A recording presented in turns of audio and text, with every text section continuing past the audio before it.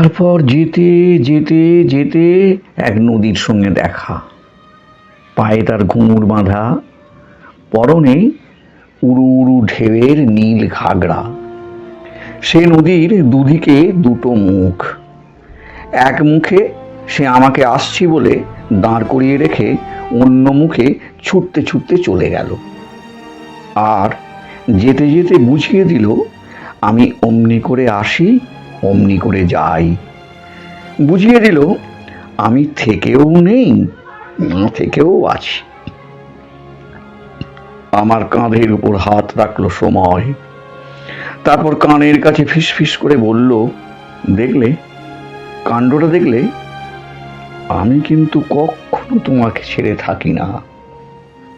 তার কথা শুনে হাতের মুঠোটা খুললাম। কাল রাত্রের বাসি ফুলগুলো সত্যি শুকিয়ে কাঠ হয়ে আছে।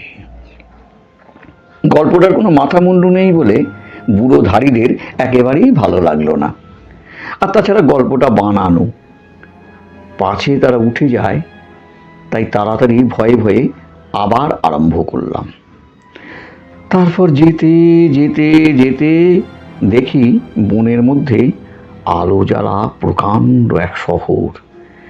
সেখানে খাঁ খাঁ করছে বাড়ি, আর সিঁড়িগুলো সব যেন স্বর্গে উঠে গেছে। তারই একটাতে দেখি চুল এলো করে বসে আছে এক পরমা সুন্দরী রাজকন্যা। লোকগুলোর চোখ চকচক করে উঠল। তাদের চোখে চোখ রেখে আমি বলতে লাগলাম। তারপর সেই রাজকন্যা আমার আঙুলে আঙুল জড়ালো। আমি তাকে আস্তে আস্তে বললাম, তুমি আশা, তুমি আমার জীবন।